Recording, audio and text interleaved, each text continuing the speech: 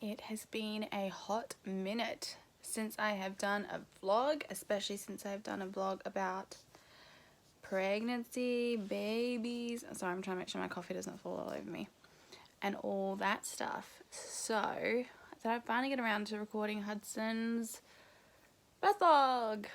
So he is 6 weeks old now. Pretty fucking cute. And life has been kind of mad, which is why I haven't got to this. I also haven't got doing this because I kept telling myself I needed to do my hair and my makeup and set everything up, like on my recording equipment. And so it just hasn't been happening because everything else in life has been kind of keep me on my toes. So that's when I'm just like, screw that. Screw the need for it to all be perfectly curated. I'm just going to do the damn thing on my phone, not set up, and really just wing it. So here we are. So you guys probably want an update. I can't remember the last time I did a video. I think I was about 37 weeks, maybe 34 weeks. I don't know. But I'm pretty sure after that we found out he was breech. So I went for an appointment at my hospital. And you guys know I had to change hospitals at the last minute. We actually ended up seeing 3 hospitals through this pregnancy. So that's what I'll share about in a minute. So at 34 weeks, I went for an appointment with my doctor, found out Hudson was breech. Bit of a shock. I was in so much pain that I wasn't surprised that something had happened because the pain level I was in was just not normal. What is going on here? Okay. 34 weeks. Found out he was breech. I had the conversation with the doctor about kind of what the next step was, and it was like, if he doesn't turn around, we can attempt the ECV or the EVC, whatever they call it, where they turn the baby from the outside. The doctor like elbow greases and turns the baby around. But here's the thing, I was in so much pain I could barely handle a normal stomach examination where they just measure like how big the baby is and stuff. So chances of having a successful EVC or ECV, whatever it's called, was really, really minimal. So the idea of a C-section was already on the table. That was 34 weeks. I spent the next 3 weeks doing everything I possibly could to turn the baby around. I was bouncing on the yoga ball. I was doing all the inverted poses. I was pretty much trying to do headstands, getting him to flip. I was even doing crazy stuff like shining a torch, trying to like guide his direction. Like, hey, find the light, buddy. All right, let's turn around. I did everything. I went down a YouTube rabbit hole about turning the baby, tried every exercise, wasn't happening. So at 37 weeks we went back in and met with the doctor again. Now bear in mind, during the last, from like 34 weeks up until he was born, my blood sugar stabilized. So having gestational diabetes, everything was on high alert, like we're gonna have to deliver this baby, your sugar's out of control. And then suddenly it was like my body just went, okay, I know how to do this thing, let's make it work. So I was on 50 units of insulin, 2 tablets of metformin at night, and my blood sugars just all stabilized and went really lovely. So it was kind of like that panic and alert and drama was gone out of my pregnancy. Now the drama was your baby's turned breech. So I tried everything. 37 weeks went in, saw the doctor again. Nope, he's still not turned around. He kind of started like testing the waters to see if he could do an ECV. It was so incredibly painful. He's like, no, and this isn't like, we're going to put you through all this pain and then it's a chance the baby could flip back around anyway. So we decided I decided, I really wanted the doctor to decide, but he's like, no, this has to be your decision. I'm sitting there like a kid in the waiting room, like, I don't know what to do. Please, someone else make this decision for me. We booked a cesarean. I've had a completely doctor-controlled induced birth for preeclampsia with my son Eric. I had a completely natural, wonderful birth with my daughter Holly, where there was no intervention, no drugs, nothing. And then this time I got a cesarean. So like the most medical option of all. So I've had all three. I've ticked every box. I've had all the birth experiences that I could possibly have needed to have. So yeah, we were booked in for a cesarean. It was a very weird feeling to know exactly what day my baby was coming and to kind of have it so planned. Because I had to fast with the gestational diabetes before surgery, I was going to be the first on the list in the morning, because safest for me and baby with the blood sugar levels.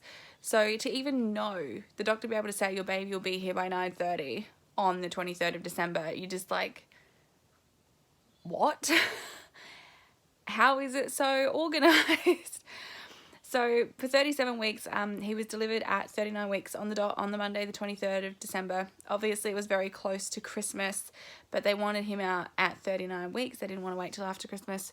So yeah, we did all of our family Christmases with my husband's family and my family on the 21st and the 22nd. So Christmas is all out of the way. My kids went to stay with my in-laws the night before so that we could be up at the hospital. We had to be there at 7 o'clock in the morning. Got my bags all packed. I was in so much pain in the lead up to the cesarean, like just agonizing. I could barely walk in those last couple of days. The separation was so intense. I'd been having contractions, like pre-labor contractions, for a week. My contractions were really painful. They were 10 minutes apart, but they wouldn't get any closer. And we discovered the reason for it after he was born. But during that time, I was just like, I can't handle this anymore. I wasn't anxious or scared about the surgery. I was just so like, come on, let's do it. I can't possibly be in this much pain. And it was. I'm glad I had the cesarean. And even though I've been in a lot of pain after the cesarean, it still isn't comparable to the pain I was in before. So everything I've gone through post-surgery has still been better than actually being pregnant. So I'm like, yes, this is good. So 7 o'clock in the morning, we got up and went to hospital. I made sure I had my tan done, I had my hair done, I had a little bit of makeup on.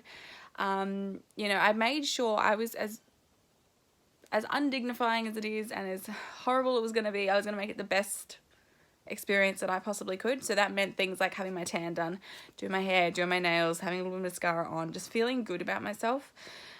So we went into hospital. They got us all booked in. We had our own room. We delivered him at the Lyle Mac. So they came in and went through all the pre-checks and everything, and put the catheter in, which was not fun. Put my big sexy compression socks on, put the gown on, all of that stuff. And then right before they wheeled me into surgery, we met the surgeon. She was lovely, really, really bubbly. Actually reminded me of my friend Tanae, who's the doctor as well. So I was feeling really comfortable with the whole experience. It was good. So I wasn't really nervous. I actually had a nap before I went in. What happened then? Oh yeah, they wanted to do one last check just before they wheeled me into surgery to know exactly where his head was, just so that, the surgeon was going to be as careful as she could cutting in, type of whatever. But they wheel machine in, she puts the ultrasound jelly on, we're waving the wand around, la, la, la, la, and she goes to me, she's like, you are not going to fucking believe this. She said that. And I was like, what? He's flipped, hasn't he? And she said, yep. So my little man had decided he wasn't comfortable in breech anymore and flipped around 5 minutes before I went into surgery. So Aaron and I were just like, what the actual fuck? What the fuck has this kid done? And she's like, so here are the options. You can go in still now and you can have a cesarean even though it's not technically necessary. Or if you really want to have a natural birth, we can send you home today. There's no time to induce. We'd fully booked on inductions today. You'll have to come back after Christmas and we will induce you. And then you can go through a natural birth. The option with that was, of course, we never know. We could go home and he could flip again. So we'd still end up with a cesarean next week. So Aaron and I had about 10-minute think about it. I really didn't know what to choose, because part of me was like, oh, if I have the opportunity to have a nice natural birth again, that would be really good and the recovery will be better. But then she's like, oh, we'll have to take everything out and you have to come back in. And I'm just like, no, I'm not running the risk of having to have that catheter put in again. That was so painful, so uncomfortable. I'm like, nope, we're here, we're now, let's just do it. I am so glad we did. So glad we did. He was born like an hour and a half later, and everything else that happened after he was born, it would have been so much more complicated and dangerous if we'd waited another week to have him. So, but more on that. So they wheeled me off into surgery. That was odd because she drove the bed really, really fast, this lady. So I was just kind of like, whoa, bitch, slow down. I felt just kind of weird being in the bed and like all my gown on, and I was kind of thinking like we're being wheeled around the hospital right from the postnatal ward to the surgery ward, and I'm just thinking that all these people, they don't know that I don't have knickers on. Like, this is really weird.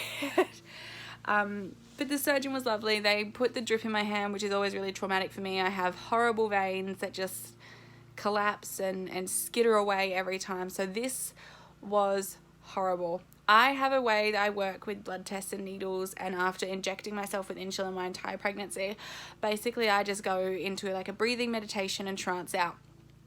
What the hospital's policy must be is when we're trying to stick a needle in someone, ask them lots of questions to distract them. And so multiple times I'm like, to the nurse or whoever's trying to do something to do me, they're trying to like, so what's your name? What's your date of birth? Is this your first child or your third child? Or whatever. And they're like trying to stick a needle in me, and I'm like, shh. And breathing through it. Like, don't ask me questions. I need to zen out to get through this. So I've still got quite a bit of a mark from it. That was incredibly painful. It was horrible. Aaron has seen me have one of the drips in once before when I was pregnant with Eric and delivering him, and he said it was horrible. And so yeah, of course he was there with me again and watched it, and he's like, bleh, bleh, like he really struggles. He's never had a needle in his life, never had a blood test, never had anything. So but once that was in, we were wheeled into surgery. Obviously, then the nerves started to kick in a little bit. There was just so many people in the room. It was so clinical, all this equipment, bright lights, all this whirring and buzzing. It was definitely different to my birth experience with Holly, which was like dim room. I was totally zenned out. I just meditated through the whole birth and then pushed her out into this warm, cozy little space. Cesarean was very different, very different. Aaron had his sexy doctor outfit on. Because I had gestational diabetes, they had to put a very, very fucking sexy red cap on my head. I didn't even get like the blue to match everyone else. It didn't even like look aesthetically pleasing. So in all my baby photos of Hudson being born, I'm like, I don't want to post any of these because I have this fucking horrible red like cap on, red surgical cap on. But apparently I had to be that color for whatever it was. So they sit me up. Obviously, like, the weirdest thing for me, I think, was being so naked in front of a lot of people. That was the strangest thing. Yeah, I'm just not someone that feels super comfortable with that. So, like, having my bare ass out of the robe and everything. Got set up on the bed, and they did the epidural. I didn't feel a thing. It was fine. Like, I felt the warmth coming through, and like how your bottom feels really warm and then your legs go numb and everything feels hot, like you've been sitting for too long. Like, I felt all of that, but the needles as such, I didn't feel anything. That was totally fine. Aaron was there holding my hands. Just, I don't know, like that experience, that part of it wasn't as scary as what I thought.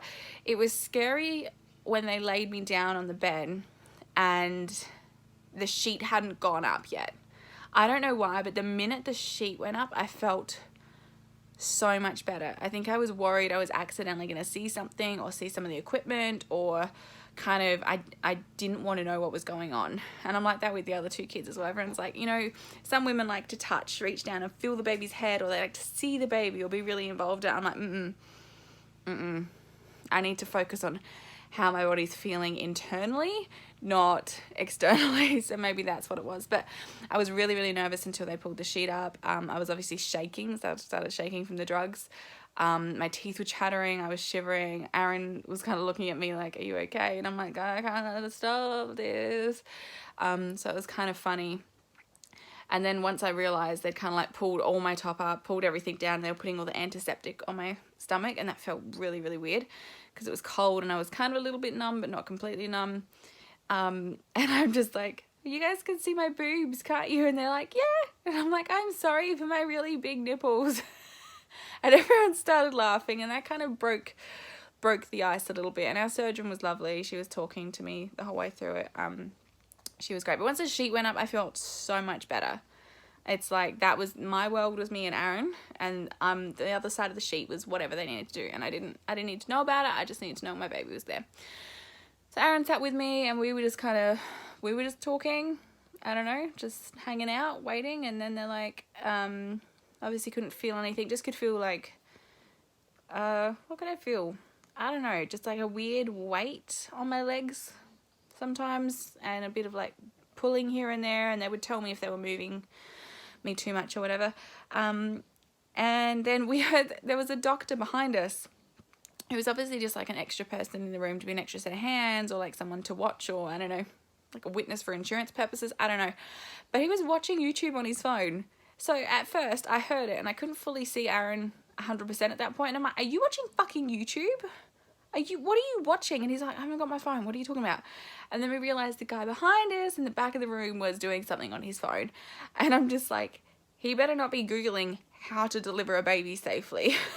Or what do I do when I've given my patient too much anesthesia? But he wasn't. He was watching some news report. But that was still really, really odd. It just made it like, for how intense and medical and clinical the situation was. And then it was just like this really casual, I'm just watching stuff on my phone aspect. It was weird. But a couple of minutes later, they're like, oh, and here's your baby boy. And they lifted him up right in front of us. And we both looked at each other and went, oh my God. And then looked at each other and went, it's Eric. So when Hudson was born, it was all Eric in his face. Everything looks exactly like his older brother. So there was this baby like up right in front of us squealing. I'm like, oh, that was 15 minutes. That was so quick from the time we walked into the room to the time the baby was born. 15 minutes. I'm just like, dang, this is the way to do it. After my long natural labors before, I was like, damn it, this is awesome. Why did I do this with the other two? I'm like laying there so relaxed. With the other babies, I was like sweating and gross and horrible and just felt disgusting. And I'm just laying there like, you know, my makeup's done, my hair's done, like my spray tan. I'm just laying here like, okay, what do I do now? So Aaron obviously went off with Hudson and they checked him. He needed a little bit of oxygen. Not a lot though. And yeah, Aaron got him measured. He cut the cord this time. The other two babies, he hasn't cut the cord. My mum cut Eric's cord, and my sister, who's a midwife, obviously did Holly's. And this one Aaron did, which I was really shocked. I didn't think he was going to do. I was really proud of him for doing that. And Hudson does have a very cute belly button, so he did a good job. And then, yeah, then Aaron got him all wrapped up and they brought him over and I got to have my first cuddle and he smelled amazing. That fresh baby smell. I think I was still in shock a little bit, like, because it was just such a quick experience. I didn't go through that whole, I've pushed for 24 hours, I'm strong, I'm woman, hear me roar, I'm going to birth this thing from my body, and then it comes out and you've got like all the adrenaline rush and the hormones of him being delivered. I obviously didn't have that this time, so it was a little bit different, but the love was still as potent as ever. It just, I wasn't on that huge like endorphin high. I was on a huge, I'm full of drugs high. So they tied my tubes. So I got to have a really long cuddle with Hudson. Cause yeah, they tied my tubes as well, which I'm really, really happy that my doctor offered to do that. Someone's mowing their lawn if you can hear that. They tied my tubes. It was weird to experience because it was like everything's done and they're like, okay, now we're going to go through tying your tubes. And I could hear the surgeon was also talking. She had like a student with her that was watching or experiencing or whatever. So she was really like talking and stepping that bit through. And I wish sometimes I hadn't have heard that. Like that whole ignorance is bliss thing for me is really important. So she was kind of explaining it. And then I'm like, Aaron, I can smell burning toast. And he's like, oh, honey, it's not toast, that's you. And the doctor's laughing. She's like, yeah, we just like we're like searing the ends of your tubes. And I was like, oh, you're cooking me. That's what it smells like. It smells like a, you know, hey, a moth gets stuck in a bug zapper, which is really gross. I'm sorry if you're doing this while you're eating. But that's what it smelled like. So burning toast that was actually burning me. And then the next funny bit was when they were counting. They obviously have to do like a count to make sure they've got all of their equipment, and that none of the equipment's left inside me.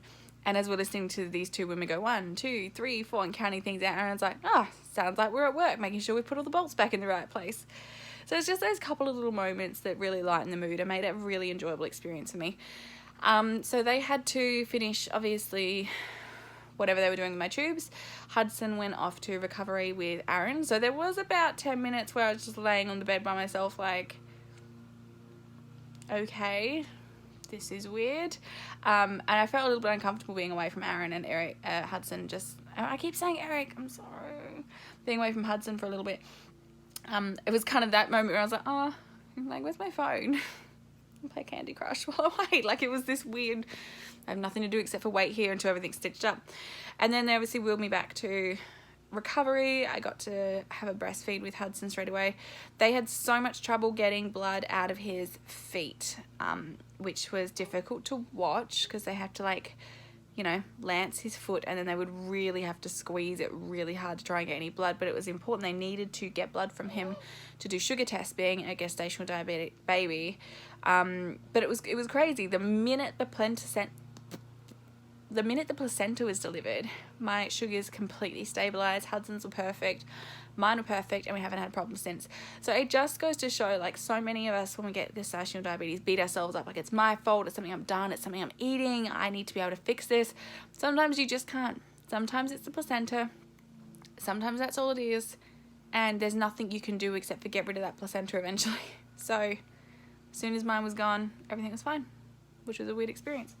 So yeah, in recovery, I got to have a little feed with Hudson. He had a little bit of a breastfeed, which was good. Aaron got lots of cuddles, which is great. I think he's really bonded really well with Hudson because I've been, like, he's had to do so much more because of the cesarean.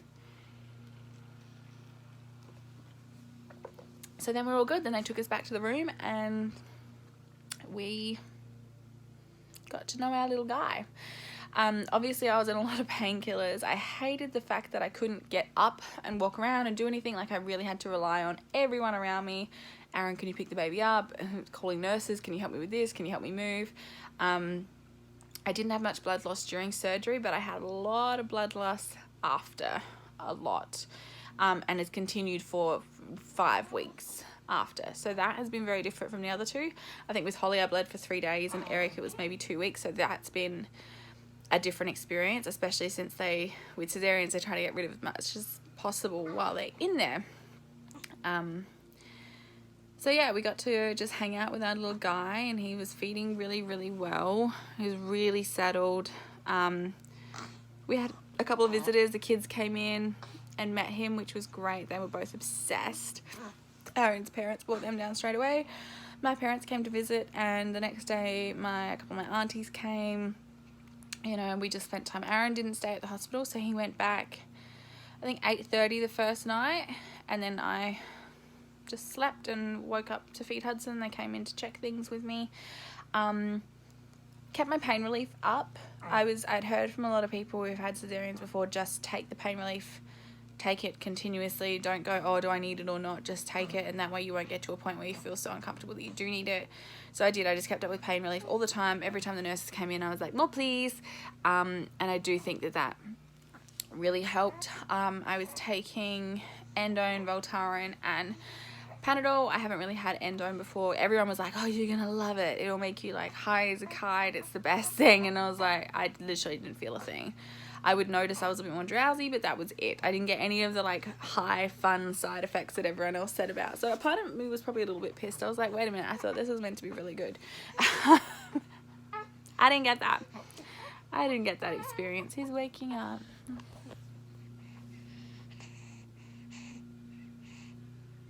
My little cutie pie. So it was really lovely. I felt really supported, taken care of, loved, physically supported, emotionally supported, all of it. I was just absolutely obsessed with this little boy. I really enjoyed my cesarean experience.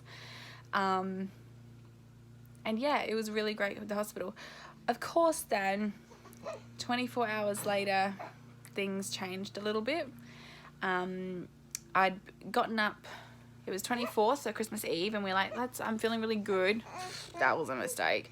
I look back now and I'm like, thank God I didn't just like go home Christmas Eve. We actually ended up in a separate hospital for Christmas and stuff, because I was not ready. I thought I was ready, and I was blinded by the fact I wanted to be home for my kids for Christmas morning, because I was not ready. Not ready at all. He's 6 weeks old, and in the last 2 days I've started to feel physically recovered. So I definitely wasn't ready to go home 24 hours after having him. I thought I was, though. I was so stubborn. I'm like, I can do it. No, Shona, you couldn't. But we were actually all packed up. We were going to go home that night. They'd gotten everything ready for us, and the pediatrician came in to do like a discharge check on myself and on Hudson. They were really happy with how my scar was and everything. I was up, moving around, going to the toilet, feeling good. It still felt weird to like stand up. It's funny, I didn't expect with the cesarean to have that like feeling of vulnerability in my stomach that I had associated with having a vaginal birth. But yeah, I still had that real feeling of like, oh, there's nothing there, like everything's gonna fall apart, even with a cesarean. So, but my scar was healing nicely. The pediatrician went to do a check on Hudson, and that's when kind of some red flags were raised, and we ended up rushed down to the Women's and Children's. He went into emergency surgery that night, and we spent the next couple of days in hospital. This vlog's a little long. I've just looked at the time and I'm like, if I start talking about Hudson's surgery, this is going to be like an hour-long vlog. What I'm going to do is video a separate one where I'm just going to talk about his surgery, the experience, obviously going through that, swapping to a different hospital, being in hospital for Christmas, and like my post-surgery recovery. So I'm going to do a separate vlog with that because this one's already really, really long. So keep an eye out for that. That'll be up really soon. I'll call that part 2. And yeah,